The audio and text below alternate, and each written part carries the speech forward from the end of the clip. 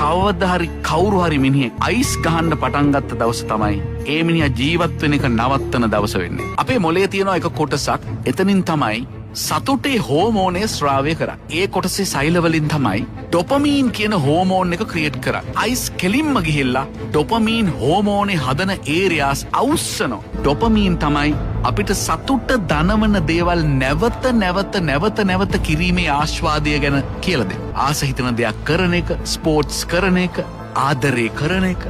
යම්කිසි ක්‍රියාවකින් ඩොපමීන් එනවා නම් අපේ ඇඟ අපිට නිතරම කියන, අපේ මොළේ නිතරම කියනවා ඒ ඩොපමීන් එන වැඩේ ආයි කරන්න බබා. මේ ක්‍රිස්ටල් මෙත් එකෙන් මොළේ තියෙන ඩොපමීන් ස්‍රාවය කරන සෛල අවුස්සනවා.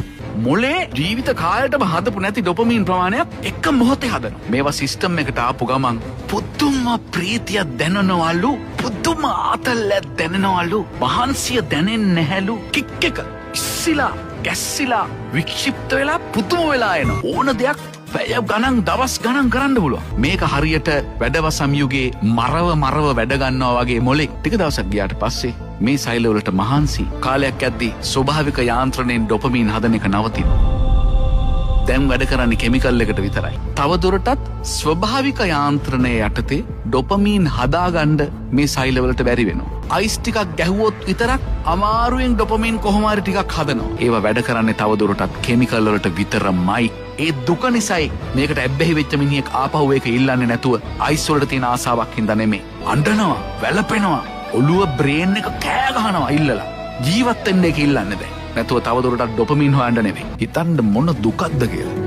අන්න මිනිස්සු හොල්මන් වගේ වෙන්න ගන්නවා. සම්පූර්ණයෙන්ම තිරිසනෙක් වෙනවා. දැන් ඒ පුද්ගලයාටම තේරෙනවා මේක උනේ අයිස් ගහලාගේ. එයාට අයිස් ඕනේ නැහැ. එයාට ඩොපමීන් ඕනේ. ඩොපමීන් ඕන නිසා එයා වඳිනවා. අනේ මට අයිස් ටිකක්. එයා දන්නවා මේක විනාශයක් කියලා. එළියට එන්න බෑ. ඇඟ රිදෙනවා, බය දැනෙනවා, පිස්සු වගේ හැසිරෙනවා. ඔළුව කියනවා අයිස් ගහලා මේක උනේ. මිනිහා දන්නවා අයිස් ගහන්න විනාශ වෙනවා. නමුත් මේ වෙලාවේ තියෙන මානසික වේදනාව, ශාරීරික වේදනාව දරා ගන්න බෑ. ආයි හොයනවා. ආයි වලෙන් වලටම යනවා. මේ තමයි ක්‍රිස්ටල් මෙත්ස් වල තියෙන ඉෆෙක්ට්. ගැලවෙන්න ඕන උනත් ගැලවෙන්න බැරි ඩ්‍රග් එකක් කියලා කියන්නේ ඒකයි. ඉන්ග්‍රීඩියන්ස් ටික ගැන හිතුවාමත් ඇති. පෝර හදන්න පාවිච්චි කරන කෙමිකල් එකක්, ටොයිලට් සුද්ධ කරන්න පාවිච්චි කරන සැර කෙමිකල් එකක්, බැටරි හදන්න පාවිච්චි කරන ඉන්ග්‍රීඩියන්ට් එකක්, ෆයර්වර්ක්ස් හදන්න පාවිච්චි කරන එකක්, තින්තවල දුෂ්ටාවිතාවය අඩු කරන්න පාවිච්චි කරන එකක්, ගම් හදන්න පාවිච්චි කරන කෙමිකල් එකක්, කාර් බැටරි වලට දාන ඇසිඩ් එක. ඔන්න ක්‍රිස්ටල් මෙත් වල තියෙන ඒවා. ක්‍රිස්ටල් මෙත් මේක යක්ෂයාගේ නිර්මාණයක් කියලා. යක්ෂයා හැම විටම පෙනී හිටිනවා කියලා කියන්නේ හරීම පියෝ විදියට, හරීම